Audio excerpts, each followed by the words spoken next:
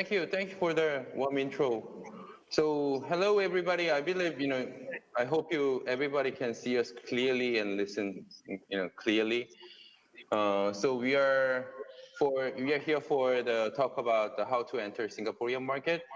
And let me briefly, let's do the circle of the self introduction thing. So I'm Rocco. I'm the accelerator / VC. And my mission is connecting between two countries. I'm trying to bring Korean startup to Southeast Asia, and also we are inviting the global friends like John and Keeve, to the Korean market. So we invest into the companies and we help them to grow. That's why we have a lot of the business network in Korea and Singapore. So that's who I am, and we have a good team in Korea and Singapore. Yep, that's pretty much me. And I will do the moderating. And also, I believe, Wei Ye can do some moderating as well. Yeah, let's talk about that. And Rodney, and Wei Ye, Rodney, can you please I'm happy to start. Yep, sure. Okay, thank you, Rock. Hello, everyone. My name is Rodney KELLY, and I am the head of business development at Cognifix. We are a neuroscience company based here in Singapore, but operate mostly around Asia. Our main motto, if you like, is to destigmatize and democratize brain health. So we work in the mental health space, and we look at different ways of helping companies and governments and clinics understand that brain health is the key to understanding mental health and human productivity. So as Rock mentioned, we are based in Singapore. I'm clearly not Singaporean, but everyone else in my company, everyone else is. We've had a great opportunity to set up the company here. It's been a great journey, and we're very interested in hearing about the Korean market, and that's what we do, and that's who I am. So thank you very much, everyone. Nice to meet you. Great. Wei Ye, you want to start? Okay. Hello everyone. My name is Wei Ye, Pangasmida, and thank you. Thank you everyone for being here. Thanks so much Politan Government, the organizers of Try Everything 2020 Rock, and especially the fellow panelists here. So myself, as mentioned, I am Wei Ye from the Enterprise Singapore, and I'm the Regional Director of Enterprise Singapore Seoul Overseas Center. So basically, Enterprise Singapore, a short intro would be, we are basically a Singapore government agency under our Ministry of Trade and Industry, and we look after the Singapore enterprises, helping them to build capabilities as well as internationalize. Another two thrusts of what we do is basically to stimulate more trade in between countries, as well as we are also the National Standards Agency. And in terms of why we are relevant here, we are also Singapore's National Startup Development Agency. In terms of building the Singapore startup ecosystem, we drive a lot of the efforts to do so. And we also work alongside, for example, other government partners. In Korea, we work very closely with Ministry of SMEs and Startups. And as many of you may be aware, we work very closely with them to launch the K Startup Center in Singapore in July. So that's basically the short intro of Enterprise Singapore. And I think shall pass the time to the rest of the companies to do the intro. Yep. Let's do Yuna. Yuna, please. Hi everyone, this is Yuna from Shopee Korea. So first of all, what we do is basically we help Korean companies to export to Southeast Asia, including Singapore, through Shopee. And the magic is in how you do it. So if, let's say, a business is doing e-commerce in Korea, they're doing like Naver Shopping or Coupang or 11th Street or their own mall, that's all they need to be able to export. They don't need extra infrastructure or system in place. So we just allow Korean businesses to replicate what they're doing in Korea, but just to be able to sell in more countries. Singapore is a special place for me, actually. It's not only Shopee's headquarters, but that's it's Korean sellers' first market to go. So I'm very honored to be in this session. Good. Keeve, please. Hello, everyone. I'm Keeve, co-founder of TikTok. Mic up. Speak up. Oh, hello. Can everybody hear me? Oh, yes. A little soft. Just speak louder. Oh, unfortunately, okay. But yeah, hi everyone. It's really good to be in Korea. It's a beautiful city. Tech is actually based in Singapore. We are a mobile-based data processing platform for supervised learning and AI. And we've seen many opportunities in Singapore. It's been a journey. And actually now, I'm right here in Korea in a Pangyo startup campus because we think that we see many growth opportunities in Korea as well. So I'm sure everybody wants to know a lot about Singapore, but I just want to share how amazing it is to be in Korea right now. And our vision in Korea is actually to accelerate the development of AI.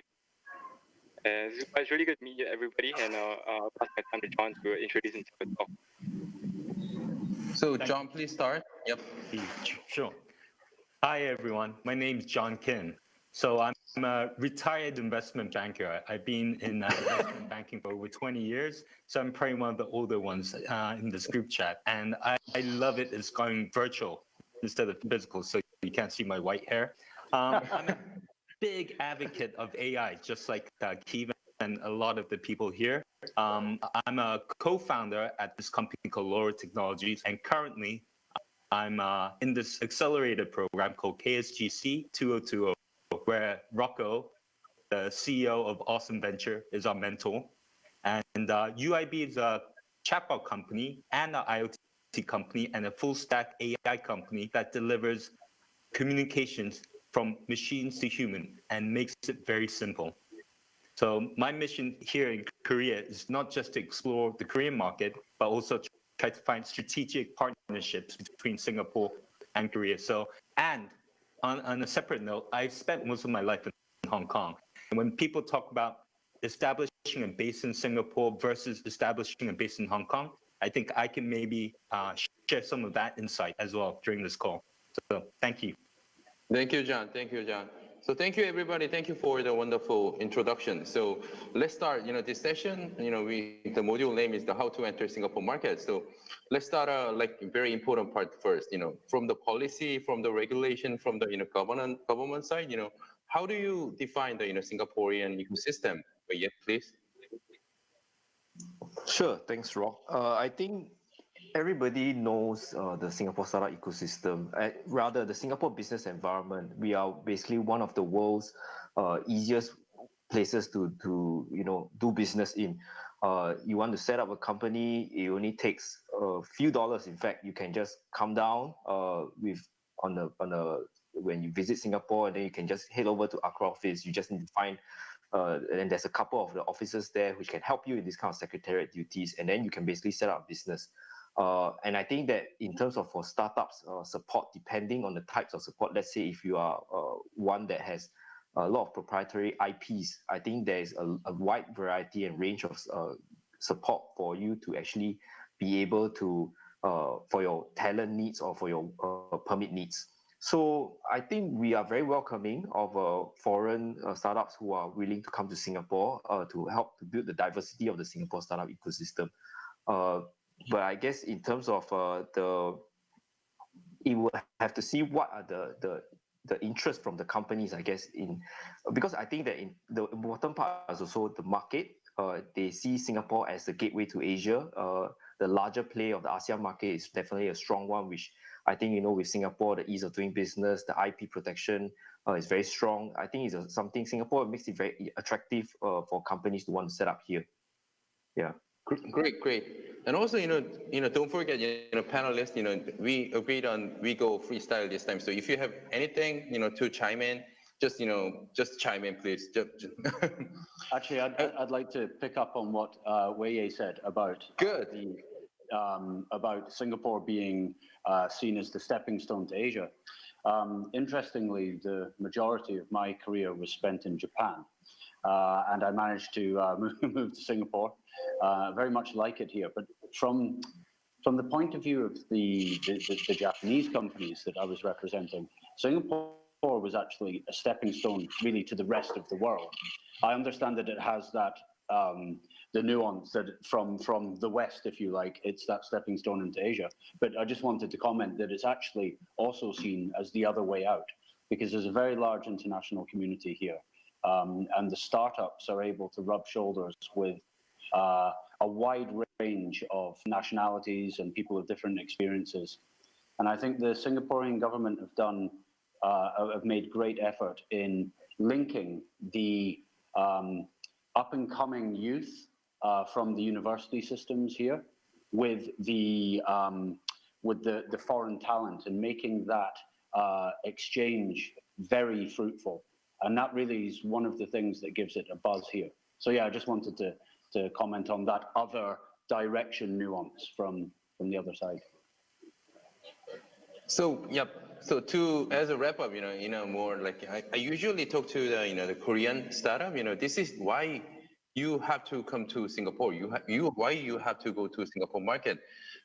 This is my few highlights here. Number one is you try to go global. You have to meet the global investors, right? But in Singapore there's a lot of global investors. Even Sequoia or big names. They have an office and they have a people there. And number two, when you talk about the business development with the global companies like Shopee and let's think about Facebook. In Korea, Facebook, it's pretty much like a sales office. But when you talk about the business development or developer relations or some sort of the core, you have to talk to the people in Singapore. And number three, and this is a good one, but usually, yeah. In Singapore and Southeast Asia right now is the K culture is quite good. So everybody's willing to talk to Korea, and everybody's watching Korean drama nowadays. So this is the good reasons, for Korean startup to come to Singapore, who get impact global money injection, get some business opportunity. This is a tangible thing I usually cover during the call. So Yuna, the Shopee is the well-known, the Singapore-based, the unicorn, right? So there is quite an interesting story from the Garena and C and Shopee. So can you briefly touch the good history of the Shopee behind? This is my favorite part. Oh, great. So, I think many people have been talking, but just allow me to say it one more time. We've really seen a huge growth, even though we were actually a latecomer into the business. Actually, we were like the second runner, and we started pretty late, only 5 years ago. And it's tremendous how much of a growth we accomplished. And I believe we're number one in the region. So, Shopee grew 70% in 2019, and Shopee Korea, meaning Korean sellers export, grew 6 times during the same year, and I believe it will be similar this year as well. So in terms of growth, it's been quite exciting for us, and especially for Korean sellers export side of view, because actually that's my scope. So I only see the export side, and the Korean businesses export to Singapore and Southeast Asia. It's the interest and the engagement has changed a lot. I think especially this year. I think it also has to do with the Korean government's support as well, to be honest, helping Korean businesses to export to, especially to Southeast Asia and Singapore. So we're seeing just more types of Korean businesses, because usually before it was, to be honest, mostly beauty, and to be honest, mostly just the top tier well-known brands. But now we see more of the brands that I don't even know myself.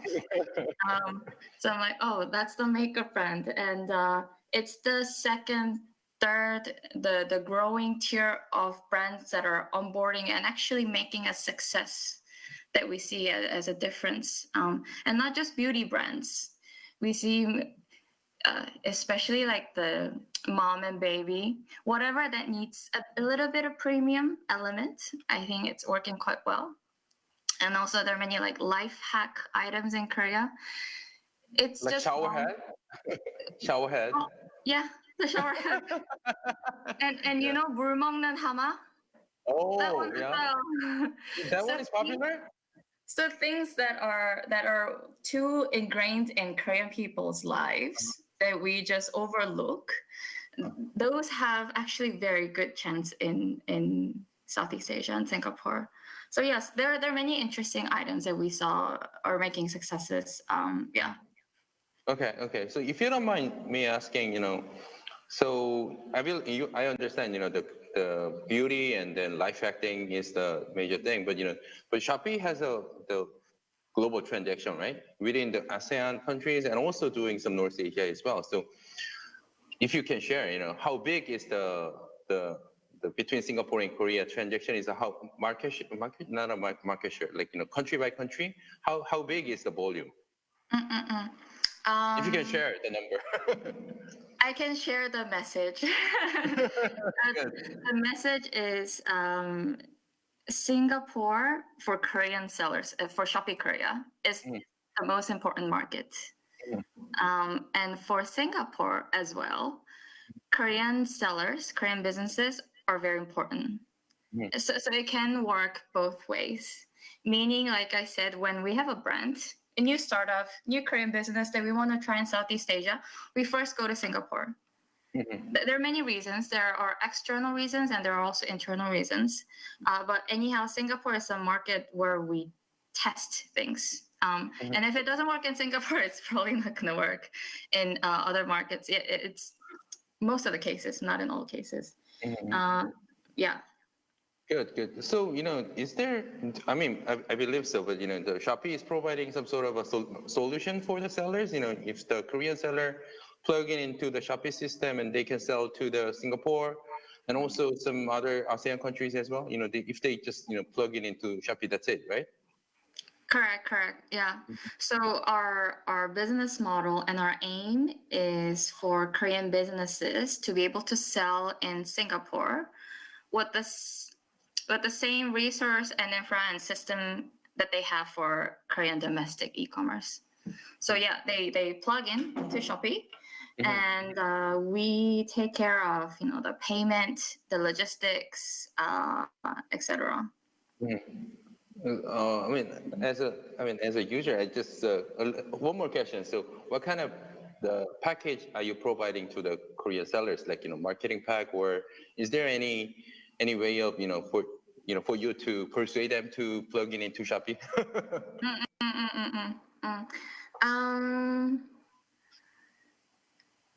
So I'm very grateful, but lately we do less of persuasion. many of the Korean businesses, they ask us first if they can onboard, which we feel very responsible for, accountable for, to meet their expectations. But I think mostly Korean businesses knock on our door first, to be honest, if they want to expand the channel to overseas. But of course there's some brands or some timeline that we want to push. Then in that case, I guess what we can best provide in addition to what we're already is our information. Because Korean businesses, in general, they're more used to domestic landscape. And more than 80%, 85% of our sellers or businesses have never sold overseas before. So it's their first overseas experience. And in that case, I think it's very important for them to have someone who gives them the knowledge.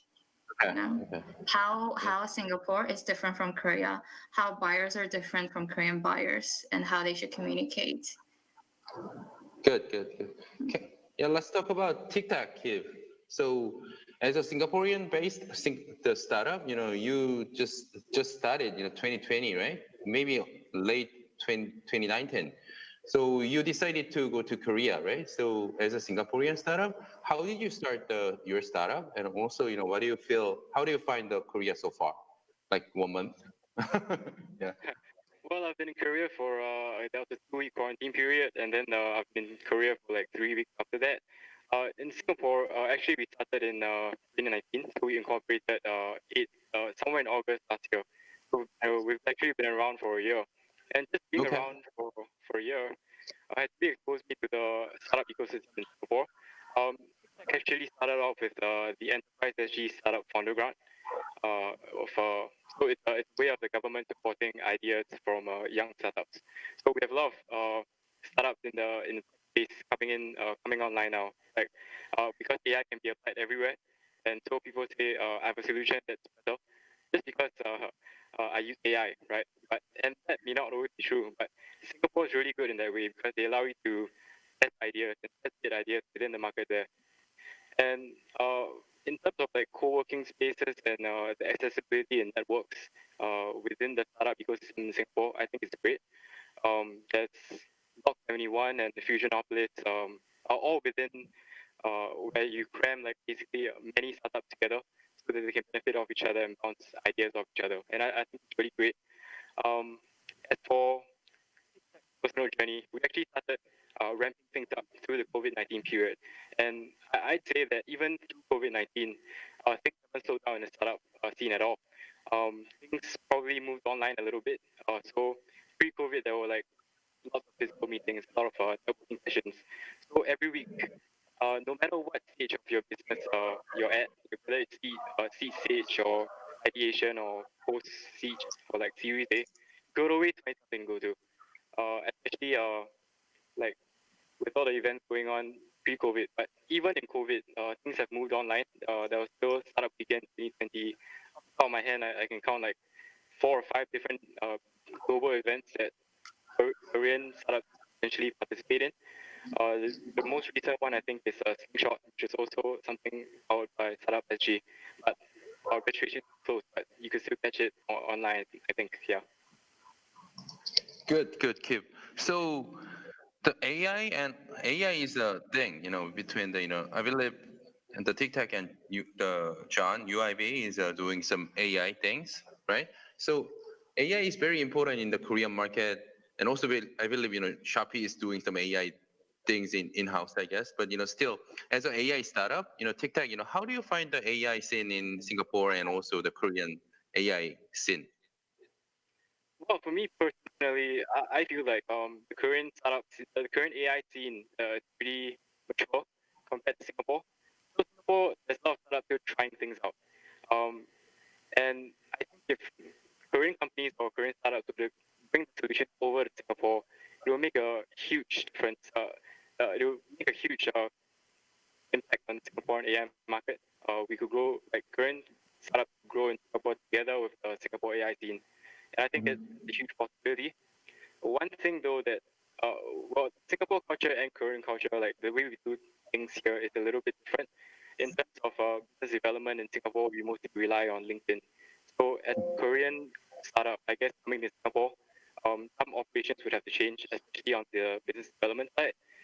Maybe there would be an issue with data because in Korean AI companies, like we're always talking about AI and AI and everything that's related to AI. But what many people who aren't in the industry don't know is that data or labeled data for supervised learning is such a huge precursor to AI.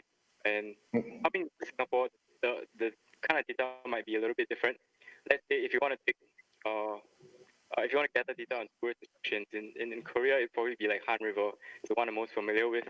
Or in Singapore, it'd probably be like of the Merlion or something. So yeah, the data here is a little bit different, and global startups in Korea going to Singapore would need to have an avenue to kind of get there in terms of data and exploration into the Singapore AI market, for sure. Great. So to the audience, the Keeve and John is currently in Korea right now. And also, Yuna and Wei Ye is in Korea also. The Rodney is in Singapore. So to be clear. So about the AI. So the John, you are representing the UIB, the Checo company, and also you are the founder of the LoRa technology, right? So as the AI expert, same question. How do you find the AI scene in Korea so far? I love that you asked that question. And if I could point this out, I don't know all the AI companies in Singapore. I don't know all the AI companies in Korea, but we had the opportunity to get equity-free funding and work for a AI lab in Seoul National University, 서울대학교. So the AI being developed in Korea, the technology is very up to par with Silicon Valley. There's deep tech, there's unsupervised deep learning, and the AI technology is ridiculously advanced in Korea.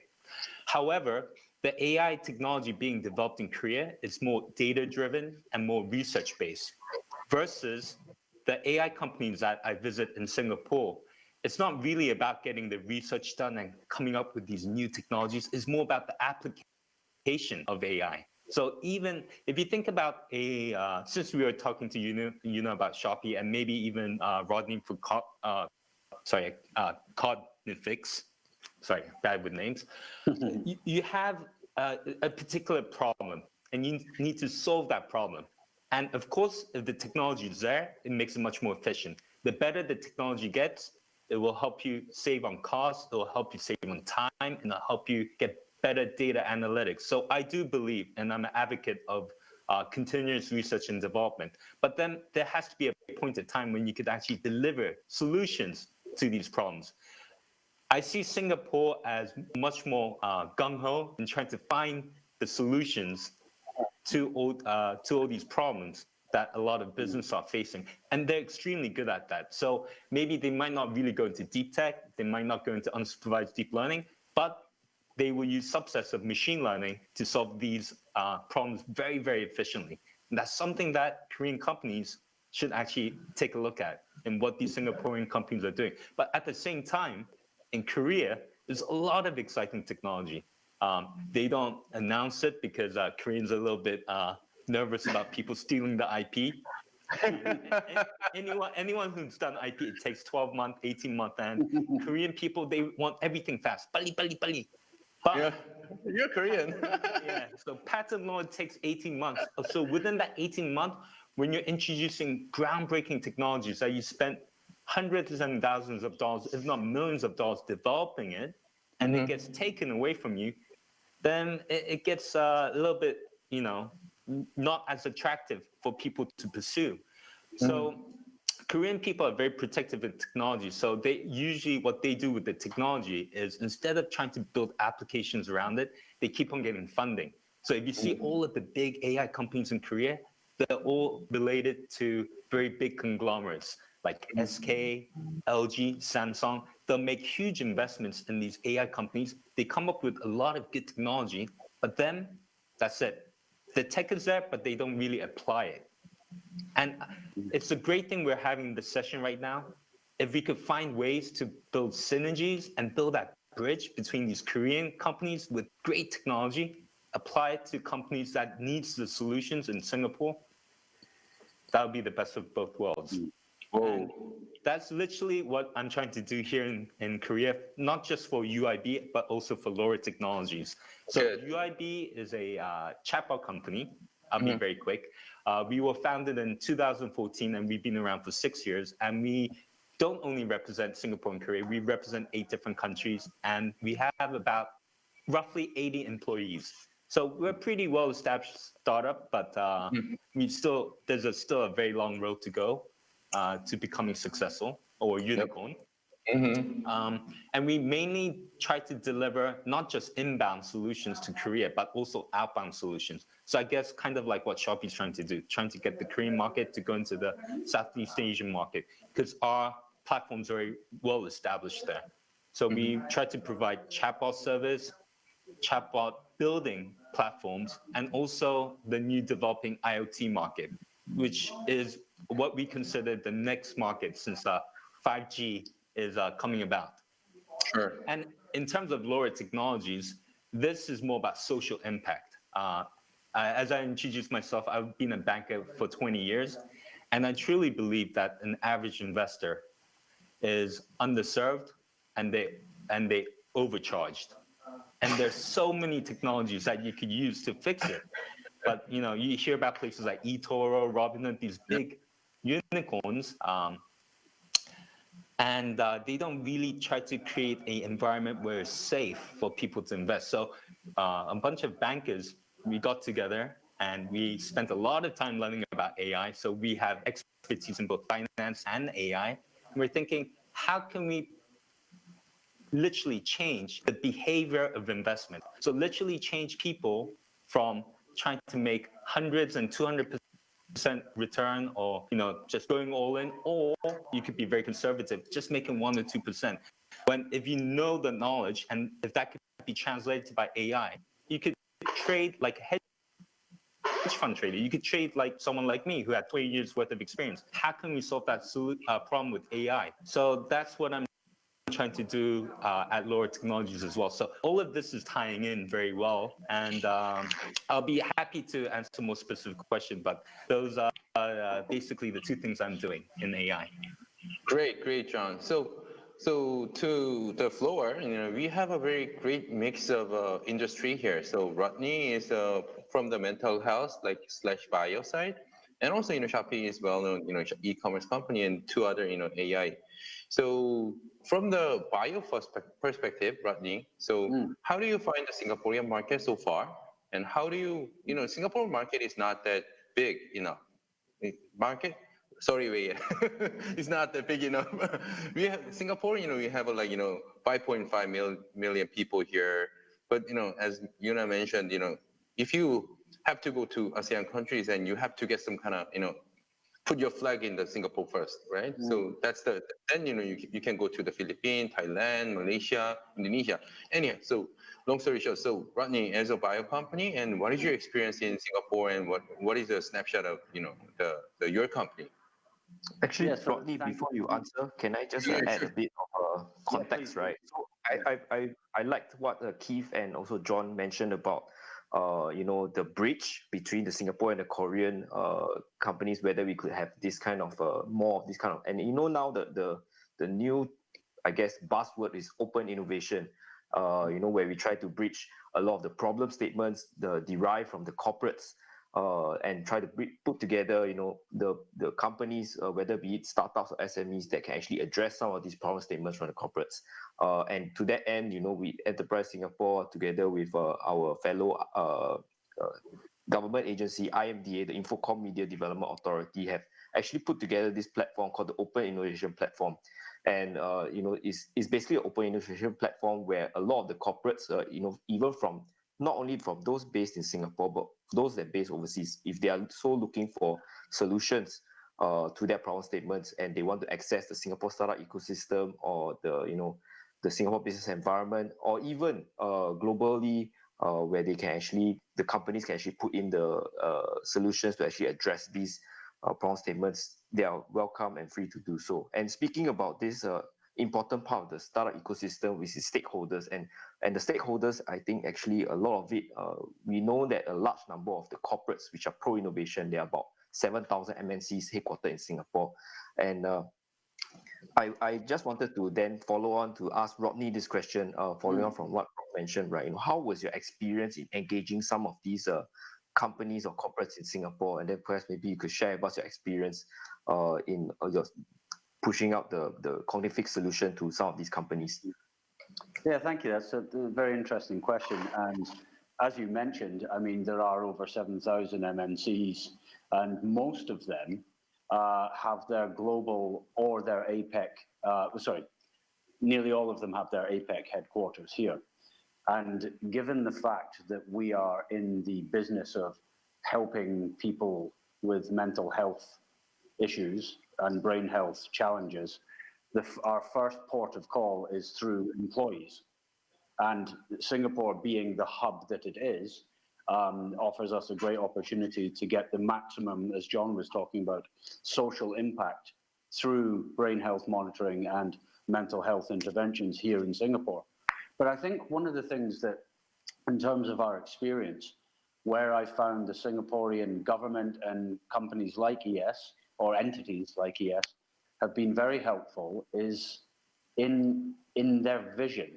And when I say vision, I see that there is to zoom the conversation out slightly for a moment, there is an enormous opportunity here for collaborations between countries like Singapore and Korea. And I'll frame what I mean by that.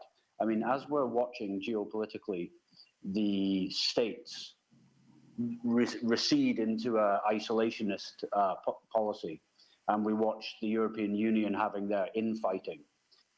The Singapore government have been very understanding in that they have an opportunity to bring together, if you like, the countries of Asia, as we see in their drive towards the ASEAN government.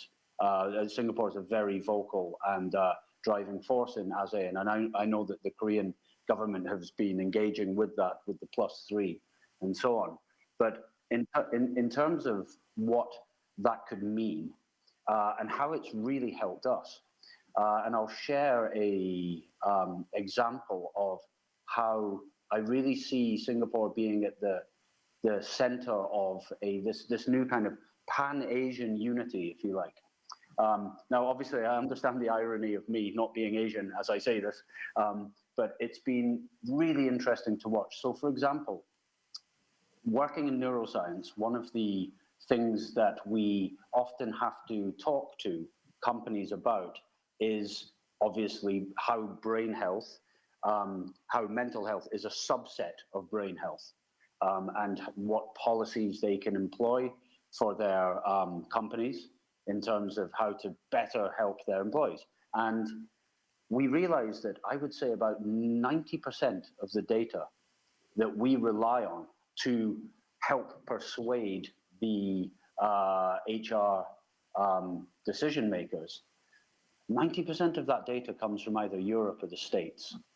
And having lived in Asia now for over 20 years, there is a profound difference in social mores and lifestyles and way of thinking, family life and everything in Asia, that means that the data that we're trying to use as evidence in our brain health solutions is often seen by our the counterparts as very Western, if you like.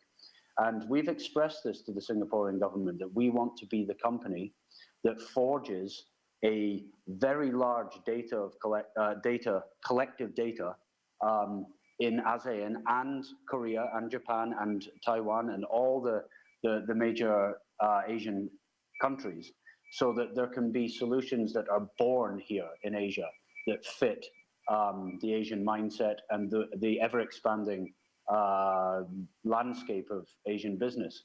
And the Singaporean government have really, I have sat with many governments and discussed topics. And I'll be honest, I always have that pit in my stomach when I go into bureaucratic meetings, because I think there's going to be a wall of blank faces who think, what are they talking about brain health being? But I've been very pleasantly surprised with the receptivity and forward-thinkingness of the Singaporean government, in particular in seeing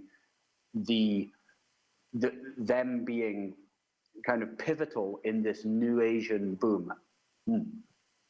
Well said, Rodney. So I believe, it's a great time for me to ask a question about we are talking about the startup today in Singapore, right? So what is the startup SG founder scheme? And there's some a little more specific the scheme that you guys, the Singapore government is supporting the startups right now. So can you briefly run through about it? Sure. I wish I had my slides with me to show, because it's easier to see Do it. rather than me verbal diarrhea to tell you. So anyway, I'll try to really talk about it without boring or putting anyone to sleep. So I think Enterprise Singapore actually, being the National Startup Development Agency, we actually created this Startup SG unified branding, where we put together, it's like an umbrella of support where we try to address a lot of the startups' needs. For example, mentorship and support, talent, infrastructure, the ecosystem, the investments and deal flow. Like I think Keeve also previously mentioned, the Block 71 ecosystem. That was the early initial effort in which the government was putting together this cluster of startup ecosystem players. For example, you have Block 71, which is the actual infrastructure to house all the startup as well as the startup intermediaries. And like Rock, you yourself are basically located in this startup ecosystem That's what we launchpad. want. Yes, that's right. So, and together with those, then what are the other crucial ingredients that is required? You have your VCs and intermediaries to put them in together into this space, and as well as like, because it's located in Fusionopolis, which is the south of Singapore, it's near the research institutes and the IHLs. Like, it's just a stone's throw away from A-STAR, which is the National Research Institute. It is just a stone's throw away from NUS. And also, where it's National University of Singapore, where a lot of the talent can come from. And I think also from there, when you have this cluster, then you can start to have this thriving. And from there, we saw, there was a need to really also put together this program called Startup SG. In terms of the mentorship, we have programs that help startups, to gain access to mentors. And also, we have financial support funding, where we help to address startups, who are commercializing deep tech technologies, address the valley of death. So for early stage startups, they can actually do more developmental work without having to worry about the financing. And also we have to stimulate more investments into from the private sector into such deep tech startups, right? We also have co-investment schemes that Enterprise Singapore themselves operates. And for talents, we mentioned earlier on, we are welcoming of all the foreign talent that is complementary to our Singapore ecosystem, that can help to diversify and build up the Singapore startup ecosystem. We do have access schemes for companies that are looking to enter Singapore with proprietary IP, to enable them to have these permits to actually live, work, and set up in Singapore. Of course, there's definitely strings attached, but of course, if let's say you do fulfill the criteria, then most definitely welcome to apply to come in Singapore. We also try to help boost the awareness. So I think now is a good time for me to plug our Enterprise Singapore, Singapore FinTech Festival and Switch, which is going to be held virtually in 9 to 13 December this year, and it's going to be a virtual event. Like most events are right now. And I think this is Singapore's biggest startup event, and we saw over 60,000 people last year. Unfortunately, because due to COVID, it's become virtual, but that only means that more people can actually access the SFF and Switch. And I think the interesting thing about SFF and Switch this year is that the whole exhibition will actually run 24 hours a day, 5 days for the whole period. So, and we also run satellite events in special cities all over the world, so that it's always going on at the time. And I think it's something that's very interesting. You hardly have an event that is going on all the time, and it only goes to show how far we've come in terms of trying to build up the vibrant startup ecosystem in Singapore. Yeah. Good. So we've been discussing this, right? So maybe 2021, let's make a mixer between the so. Try everything, and then switch next year. Let's talk about it. From as I'm just one small guy in the ecosystem, but I want to do something like that. Sure. I think we've always been interested to try to do more to bridge these two systems together. I think Korea recently in the Startup Genome Startup Ecosystem Report, they are recently in the top 20, and definitely we are also not very far ahead. And I think there's definitely very good opportunities for the two innovation ecosystems and startup ecosystems to actually work together and co-develop, and then perhaps become leaders, for the rest of the Asian markets to actually, collaborate and perhaps deploy some of the new solutions to help bring up the whole level for the entire ASEAN. Good. So we talk about the AI and also bio a little bit. Maybe Rodney wanted to maybe later discuss more about the cognifix solution and business. But let's talk about the e-commerce a little bit. So e-commerce is very big in Southeast Asia, and also you are representing Shopee in Korea, right? So this is you always answer this type of question. What is the e-commerce market look like? From the the Shopee perspective. In Southeast Asia, Singapore, yeah. In Singapore, for Shopee's perspective, I'll also add from Korean businesses' perspective, because I think the Korean business, they're more used to Korean e-commerce. And if I were to compare, I will say for now, Southeast Asia, the whole e-commerce and Korea e-commerce, they're about the similar size. if not in a year. They're about the similar size, but just probably double the growth rate. So this is basically how we see the e-commerce market in Southeast Asia. And each country is very different, but I think Singapore's e-commerce is pretty much quite very similar to Korean e-commerce market, except for some intrinsic differences in the buyer behavior. I think most are very similar. And one interesting part is that one of the very first e-commerce businesses in Singapore was actually found by Korean person, Korean founder, Korean business. It's our competitor, so I'm not going to mention, but yeah, about, I think it was really 10, 20 years ago. So at the very, very early stage, it was a Korean guy. I know what you're saying. Yeah, and I think that just epitomizes the openness of Singapore market to whoever that's trying to do business in Singapore. And that business has grown very well. Yeah, together with Shopee. So that I think shows the I guess penetration or contribution of Koreans in Singapore's e-commerce in particular, and for Shopee's perspective especially. Of course, I mean in general we think that Singapore is a smaller market. It's a small market. However, it's surprising how we get just continuously high growth of new users into our platform. That's something, I wouldn't say it's something that we didn't expect, but we were quite very positively surprised. And I think it's driven by, you know, the vibrance of e-commerce platforms that Singapore people use, and of course the new generation, and could be the change of platforms, could be manufacturers. But then despite the size, the new user base is huge. And if I were to give you one figure for Southeast Asia total, right? For Southeast Asia total, every year, the new e-commerce users is about 1/4 of South Korea's population. So 10 million users every year are being added to e-commerce platform as new users. And I think that signifies where Korean businesses have to kind of plan ahead for. Good. So a little different angle. You know, you are helping the Korean sellers to sell those products in the Southeast Asia and also Singapore. But in terms of the startup ecosystem, I believe Shopee is a good role model for the startup, the followers, right? So, do you have any program for the startup, to work with the Shopee? Is there any good startup relation program from Shopee side?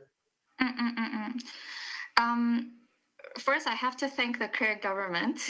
There are many programs, meaning a lot of support, financial, non-financial, different kinds from the Korean government, different parts of Korean government, helping different groups of Korean startups. But I guess I can mention a few here. There's like a starter package supported by Kotra, and there's also a seller acceleration program supported by 중소기업진흥공단 under Ministry of SME and Startups. Yeah. So I just mentioned two, but there's 11 to 12 programs, small to big, all different sizes that are ongoing, and they're usually very accessible. Of course, some Korean government agencies, they require only the startups to join. So they limit the size of businesses to be able to benefit from the program, which I think, it makes sense given the objective and direction. But as a whole, there are so many programs and opportunities that the Korean government is providing. And from Shopee's end, we do make our own contribution to match the seller's investment and the government's investment, which means it's. I think what we can do is actually the exposure, to give visibility of Korean startups and brands to Southeast Asian buyers, because e-commerce is virtual space. So just like offline, you need a store, you need people to walk by, you need people to see the store and walk into the store. And that's basically what we're trying to do together in cooperation with the governments. Great. Okay, so Keeve and John, you guys are supported by the Korean government, right? So that's the program is designed for the global startup who enter the Korean market first, and then to be an ambassador, and then do something great in Korean market and grow in this market, and distribute that outcome to the world. That's the objective of that program. So you are supported by the Korean government side so far. So how do you find the government system in Korea side as a foreigner? John, you are the Korean, but you have a global experience. So so Keeve, yeah. Keeve, once again, please. No, I cannot hear you. I think you're on mute. Maybe I'll go first while. Yeah, sure, John, sure. Yeah, you're the savior. Yeah. So my experience so far, this KSGC 2020 has been great, and maybe I could draw some comparison with Singapore as well. But localization, something as easy and something we take for granted in our home country, like opening up a bank account, getting a phone, opening up the phone line, finding a place to live.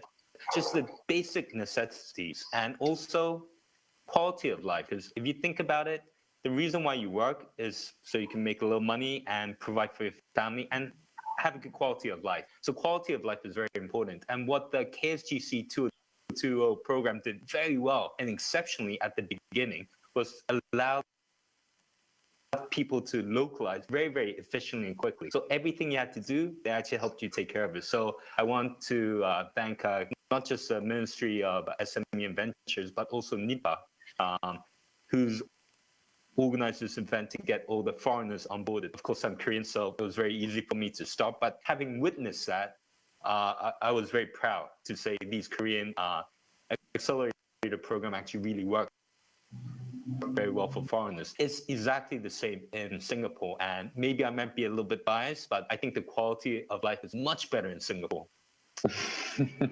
I think it's the best place for food, period. No argument. And I'm from Hong Kong, right? People say Hong Kong is the best place for food. So, and the localization process in Singapore is so easy and so effective that no company I know had any problems incorporating in Singapore and just basically starting Basecamp. And what the difference between Korea and Singapore is, I know I'm getting a little bit off topic, but I wanted to bring this out when Wei was talking about the program was taxes. If you are a startup, you're a co-founder, or you're working for a company that relies on making revenue and paying taxes, Singapore probably has the most efficient tax solutions for any startups. Number one, there's no capital gains tax. So if you're dreaming of becoming a unicorn and you exit one day and you sell off your shares, some countries will tax you up to 40% or 50%. Singapore is zero capital gains tax. The Singapore government is very helpful for early startups like myself. They give a three-year grace period, and please correct me if I'm wrong, where you literally don't have to pay tax until a certain amount, and I think that amount is 100,000 Singapore dollars, and you could offset a lot of your taxes with expenses. You could also carry forward your tax credits, etc. There's a lot of taxation policy which is very pro small businesses and startup. In Korea, I feel that it's slightly lacking in this area. What the Korean government does really well is to raise funds, give you money, give you support, but then maybe halfway into it, or maybe towards 2 or 3 or 4 years of growth, that's when the picture starts getting a little bit more opaque. It's harder to navigate after 3 or 4 years' time. But because Singapore's been doing it for a very long time, I think even from day one to your 5th year until your 10th year, it's much more easier to navigate the system. So there are pros and cons. So these are a couple of the things I noticed, and sorry for talking too much, but one last thing I wanted to mention was, and this is the most important thing for any company, is the rule of law. Obviously, I'm from Hong Kong, and there are some political issues. I'd love to hear what Rodney has to say about that. But the rule of law is very important, because if you set up any company, of course, you're not only bound by this rule of law, but the rule of the case, the way politics are played out, the government policies are put in place. And the rule of law in Singapore is very clear, is very efficient. I don't even need to get into details. The World Bank, if you look at any of the World Bank reports, 2020, 2219, 2018, for the last 10 years, Singapore, in terms of rule of law, has always been in the top 3. So for any startup that wants to have a structure that's very comprehensible in terms. Sorry, I think my connection was a little disconnected. No, so. mine too. I've just come back to life. I think so to I speak. got cut off at the end. Well, I was done anyway, so. Okay, so Keeve, are you ready for say something about your? Yeah. Thanks, John. Yeah. Oh, you now you're talking. Now you're talking. Oh, it's a huge weight off my shoulders. But yeah, the question was how I find KSGC. Yeah, I can't really speak too much into that. I've only been here for I think 2 weeks, but I do agree with John what he said about right at the start they really grill us on our business model. They really try their best to understand what we do, and I really appreciate that, because if your accelerator here understands what you're trying to do, especially as a startup, they'll get to pitch for you. So they become part of your sales process, part of your business development. And I really appreciate what Awesomentours, which is our accelerator here in Korea, has done. Don't go there. Don't go there. So Rodney, Rodney, you gotta, some kind of, you have, John said something about, you want to chime in for your experience here as the global businessman in Southeast Asia, right?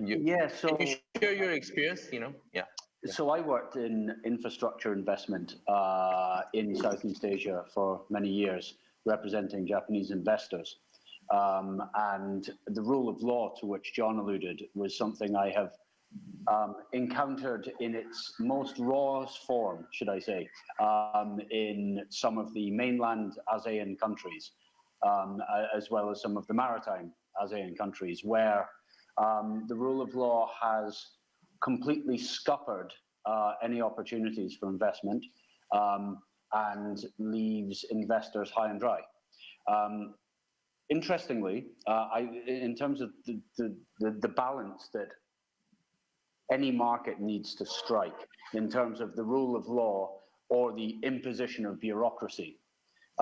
So there are countries in which, and I actually, to be honest, I think the UK falls into this category. The rule of law is sometimes subsumed by the imposition of bureaucracy. And I think that's something that, from my experience, Singapore strikes a very healthy balance with. So while you have that peace of mind that you are protected, if you like, at the same time, you're not wading through the endless papers and documents that are often required in other areas. But just going back, I didn't really have a chance to say what it was that we do. And Rock, thanks for giving me the opportunity to do so. In terms of brain health, and I'd like to particularly frame this within COVID, because COVID has been a roller coaster for everyone, but particularly mental health. That was the last thing I heard. Okay, mental health. Let me go back. So, sorry. No, not at all. So what we do is we look at micro state to macro state of brain health. Micro state being how you are right now. So, for example, if you were about to drive a car or operate machinery, you would want to know that your microstate is of attention and focus is there. So we monitor that with our proprietary tools. On the other end of the spectrum, we look at macro state brain health, which is essentially a key indicator of your mental health.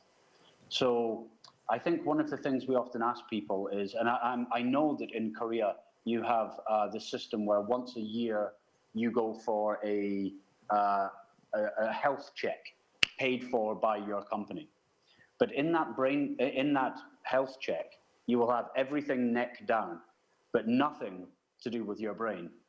And given the fact that 1 in 4 people will die of a neurodegenerative disease, in 2020, this is an absolute absurd situation. So we spent 6 or 7 years developing tools that can make this clinical psychological assessment of brain health available to everyone. If you wanted to have your brain health checked right now, you would have to go to a clinical psychologist who would charge you in Singapore something like $3,000, and it's a 6-hour pen and paper test. So we spent 6 or 7 years breaking those into. Yeah, this is the, it always have technical difficulties like, this type of, global conference. It's the time of the day. It's often the time of the day with bandwidth. And so yes, anyway, that's what we do. I don't know where you are up to, Rock. Yeah, okay, so you pretty much said everything about your company, Yes. your business? Okay, Yeah, thank you for. Yes. Good. Thank you for the the wonderful sharing your wonderful business with us. Okay. So and you are, I understand that you were about to say something about COVID-19. That was my hidden question. So Yes. Can you? There was a last question. Well, I mean, right now with COVID-19, many people don't know what's happening with their staff. So they send subjective questionnaires. How do you feel? Okay, but subjective questionnaires return what we call in the trade lies, because nobody wants to be fired, and you have no way of understanding if people are suffering from any declinations in mental health or brain health. So we give them objective brain health longitudinal assessments, which help people really understand how they can get care to the people that need care. And during this isolated period where everyone's working from home, it's very difficult for managers and by extension companies to understand how well their workforce is doing. Not just in the dollars and cents productivity, but on the social impact side. How can they get people into psychological services? And during COVID, believe me, there are many people who are needing someone to talk to, needing an anonymous voice, not organized by their company. So objectivity and anonymous reach outs and scalable solutions. That's really what this COVID period needs. And in an aging population like Singapore and Korea, it's even more needed. Good. So let me skip the Wei Ye a little bit, and as a wrap up, can you give us the Singapore government's resilience scheme or the supporting scheme for the COVID situation, for in general? But let me skip you first, and then let's go to the Yuna first, and then Yuna, how do you, from the Shopee side and as a Singaporean company, or the the Korea side, how do you cope with COVID-19 right now? For COVID, I mean, just like with anyone else, with any other businesses, we're getting impacted on all dimensions. The first thing is we really prioritize our employees' health first. So we're all working from home, 100%. Okay. Yeah, sole office. So that's one thing. Of course, it's not the best for us to have more productive meetings and time, but yeah, that's our priority, set very straight. It's also same for our Shopee Singapore office. So we've been working from home, And on the business side, if I'm being really honest, I think it accelerated the penetration of e-commerce into people's everyday lives faster than the original pace. It's something that would have happened anyway in about 1 or 2 years of time, but it just happened in 3 months.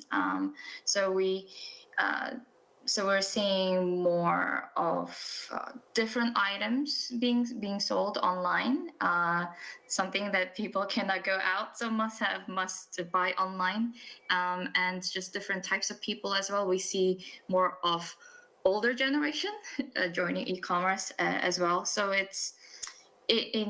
if I were to say it in maybe politically incorrect way, it's helping the business, but I believe that's helping people to cope with COVID situation. In return, I hear someone else, the logistics, just because we have less flights, then nobody's flying cross countries.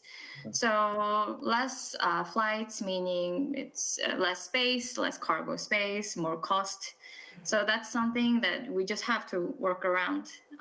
But in general, I feel like it's a very important time for us to stay safe and just make sure that e-commerce can actually help people cope with this very stressful time, a bit better. Good. I was under the impression that this is, as you mentioned, I was under the impression that e-commerce is getting more boosted because we cannot go to the malls. We don't want to go to meet people, right? We don't. So that's why So let's go to Keeve and AI space. AI space. How are you doing? During this COVID-19 situation. Well, in the AI space, in the AI space back in Singapore, it's just business as usual basically. Except everything's online, virtual. We still have client calls online almost every day.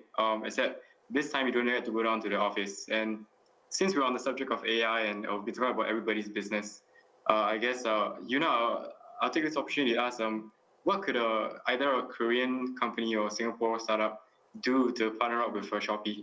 Because I understand as every kind of company grows larger or scales bigger, they explore AI, and it's no secret to anybody out there. And Shopee, we do have some context in there, but I'm sure you know about this too. Like how if a Korean company or Korean startup wanted to go into Singapore to work with an established company like Shopee, how could they go about doing that?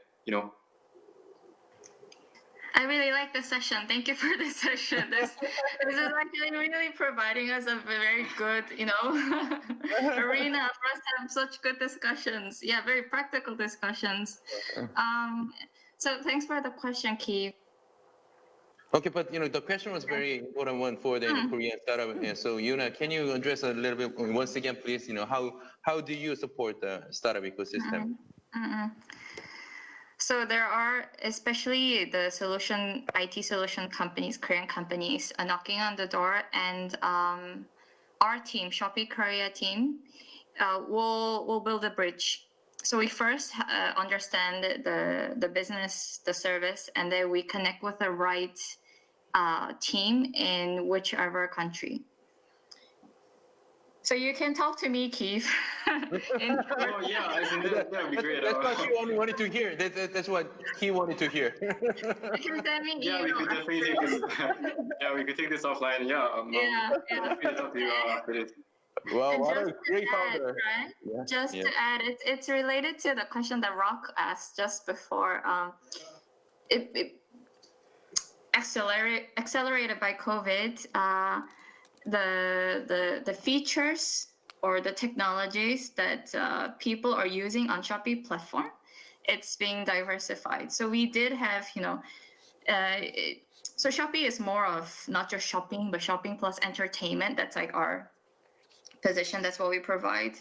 So we have like games, like social. It's kind of like half social media, half shopping app. There's also like live stream, all of those features. The intensity and the time that people use such features has increased a lot, maybe even more than just our sales. So because of this, Shopee team is, I think, looking for more diversified, let's say, front end or back end systems. I'm not an expert in this, but you can first talk to me, and I'll talk to the right team.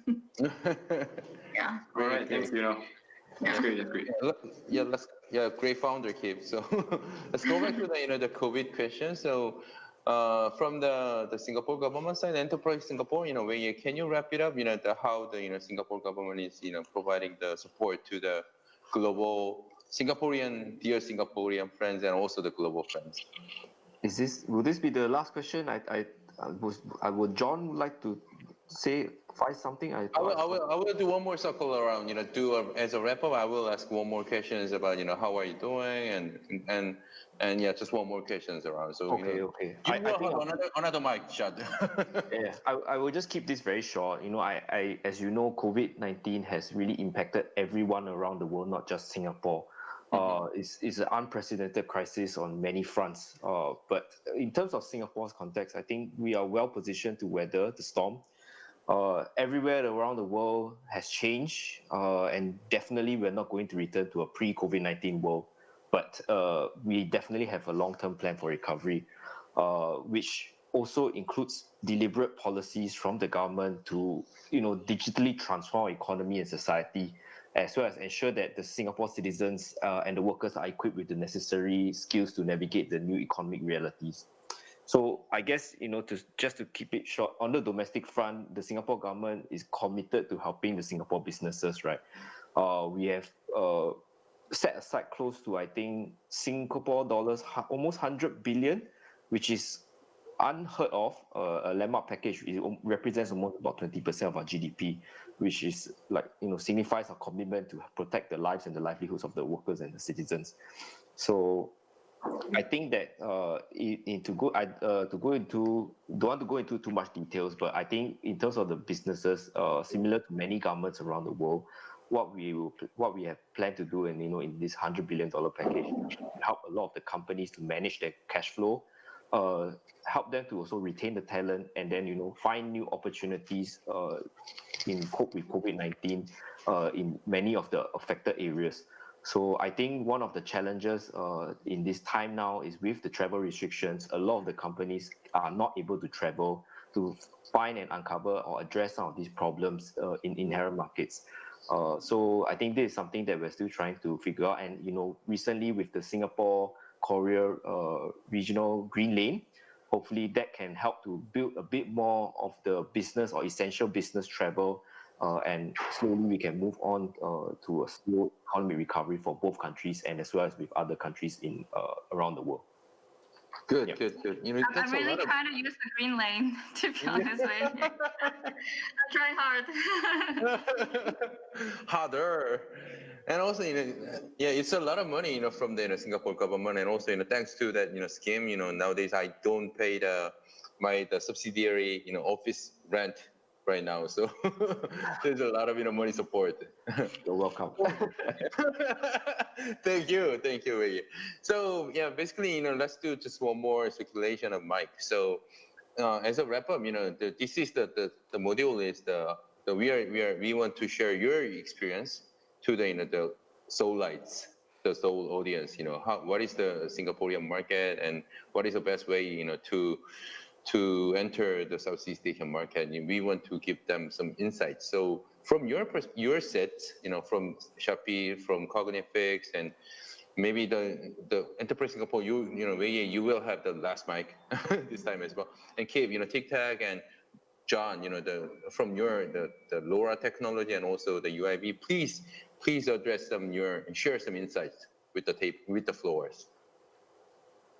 Rodney, you want to start? Sure, yeah. And actually, just a quick point that I think, Rock, you alluded to. We've received great help during COVID, which is very important when you're a SME, to be able to have subsidized rent. It's something that I know that Singapore is doing to a much greater extent than others. Just to sum up, really, been very impressed, really, about what the Singaporean startup ecosystem has been like. Again, to reiterate, there really is a focus here and an energy and a buzz that suggests that the government are engaging in joined up thinking. And that joined up thinking is, let's make this region really the center of something big. And it's been wonderful for us. So I would highly recommend coming here. Again, as I said, the aging population between Korea and Singapore, we have many, many data correlations there. So as we move into the decade of brain health, we're going to see that the data that both people here, like the National Neuroscience Institute, Singapore General Hospital, a lot of the clinical research institutes here are collecting some wonderful data that can really help Korea address some of the demographic issues that come with an aging society. Bringing it back to the ecosystem, again, as I think everyone alluded to, the regulation has been very transparent. The rule of law has been very reassuring. And to finish, as John was saying, it's a wonderful place to live. I was living in a very small apartment in Tokyo for a long time. And now I get to see the ocean and the beach. And I can't tell you how that, had I been in lockdown anywhere else, it could have had a serious effect on my mental health. And finally, I want to finish with one thing. I just want to say thank you to Korea for inventing chapaghetti, because that got me through my lockdown. I would buy boxes of that stuff and I'm addicted. So thank you very much. So the Singaporean people can get chapaghetti from Shopee, you know? Oh, really? Yeah, of okay. course, you can buy online. Sorry, Yuna, I was buying it from, I was supporting a local shop, but yeah, okay. Okay. So Yuna, you want to address, I'll keep it short. I think I would like to echo what Rodney and John probably touched upon slightly. Singapore is, in general, like the people and the companies and the officials, they're rational. That's how I felt. So, when you discuss something, when there's a problem, and when you have your own context, they also have their own rule, but I feel like it's a very, the counterparties are always someone that you can have a good discussion with, a very rational counterpart. And in a way, Singapore is relatively very predictable market, not in a way that it's, I'm not talking about the growth or anything like that. I'm talking about, could be related to the rule of law and the decision making. I think it's very predictable, and I know that some Korean startups struggled in other markets because of lack of predictability, which is actually very important in Korean culture. So it really doesn't work, Korean people want predictability, but this market, they changed their policy. And so Singapore, I think, is is an arena that Korean startups can really give a shot in. And what I think Korean businesses can keep in more mind is Singapore has great infrastructure, great system, clear policies. From Korean business side, the role that we can play more as Korean people, I'm talking in from the viewpoint of Korean people now, we can pay more attention to the intrinsic differences, I think. Because at the end of the day, it's two different countries, two different cultures, and how people communicate could be slightly different. And if you want to go to another country and start a business, try business, you need to learn their way of communication as well. It's really easy language. I'm not talking about the language itself, but like I said, because Singaporeans, I think they're very practical, pragmatic, and rational. I feel like I'm praising, but I'm just being very honest. Good. And it's just a bit of learning of culture that Korean people can do, just a little bit more of. I think that's all. Great, thank you for sharing. Keeve, please share your insights. Sure. The main takeaway, I think, our main takeaway from this session is that despite COVID-19 and despite everything, there will be a closer cooperation between Singapore and Korea in terms of startups. So you have startups flying from Singapore to Korea, or startups flying from Korea to Singapore, and I think there's really going to be a lot of collaboration. And I just want to let everyone in the audience know, since I'm the founder here, so I just want to let everybody know that I know what it's like to be a founder, the excitement of starting your own business, and also the stress that comes with it. Don't ever be afraid to reach out. You can find me on LinkedIn, which I highly recommend, as I said again, highly recommend you get if you come to Singapore. I'll be happy to hear your problems. I hear problems from other founders every day in Singapore, and I really do like the Korean culture and Korean people. You're very polite. Everyone here is very polite. So yeah, I look forward to talking to you and keeping in touch. Great. John? Sure. I know this is a time for us to share our experiences, but for me, it was more of a time for me to learn and reflect on the businesses that I'm involved in. I could give you hundreds of different reasons why you should come to Singapore, and I've only outlined a few, but like just seeing Rock here, seeing Wei Ye here, I don't see any reason why Flora Tech shouldn't be in Singapore alongside with UIB. So I'm going to get on that and make sure that happens. And the takeaway I got, and I would like to challenge the COVID question here, since Rodney, Yuna, Keeve, and myself, we represent what I think is digitized solutions. So we're all trying to provide some form of digitized solutions. And I agree with Yuna saying that COVID-19 did accelerate the growth, but also in reverse, because of COVID-19, people are actually demanding for more digitized solutions. That's a really exciting area. And when there's more demand, there's definitely going to be more supply. And I could, even with this call, I could see myself applying UIB technologies to Rodney's and Yuna's business, chatbot area, IoT, to help both of your business grow. I could also imagine my company that I co-founded, Laura Technologies, working together with Keeve, Rodney, and also Yuna, and also trying to get funding from both of you gentlemen. And this synergy is great. And this synergy only exists because we're willing to share. And I think if we build that bridge between Singapore and Korea, there'll be much more synergies, like companies like us being able to provide digitized solutions. So that's the message I got, and thank you very much for your time.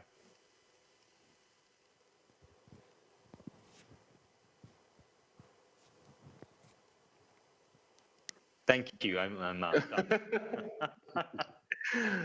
I understand. You were expecting a lot of the future synergy. We had a synergy between two countries, and you were expecting a lot of synergy coming, right, between two countries.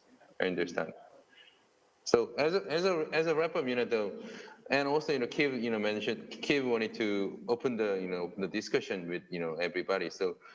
But yeah, so please, to share your takeaway, and also, please, the port to the, Korean startup, Seoul startup, if they want to start a business in Singapore, just share just one thing, where they have to go first, which one is the first cornerstone for that. So that's two questions. Sure. I think I don't need to really say too much. I think I would like to thank my fellow panelists for being effusive with their praise. Man. Yeah, it's like I did not need to say anything more. I think they really portrayed the benefits of being in the Singapore ecosystem, and they really help to show why they benefited from the Singapore ecosystem, which are very glad. And I think in terms of for Singapore, all we can say is that we continue to welcome the best ideas and talent from all over the world, especially from Korea, and we invite. 2 minutes. Wait, 2 minutes. Sure. We would like to invite global partners, to join us in emerging stronger from this COVID-19 crisis, so that we can establish new global partnerships, and so that business and trade flows can continue to resume expeditiously. And last thing, I think digitalization, like John mentioned, can really transform economies and society to emerge stronger and more resilient. So hopefully we can do so, through more of this bridging, and I welcome and I hope to see more of such collaborations between the Singapore and Korean enterprises and companies. Thanks. So Google up Enterprise Singapore Startup SG. That's correct? You can either go to our website www.enterprisesg.gov.sg, or you can go to our Startup SG network website www.startupsg.net. Yes. Great. So thank you all. We just have just one minute left. So thank you panelists, and thank you all the audience in the floor. So it was a wonderful session to share everybody's experience. That I just wanted to thank you all today. Thank you for the opportunity. Thank you. Thank you, everyone. Healthy. Take care of. Stay healthy. Bye.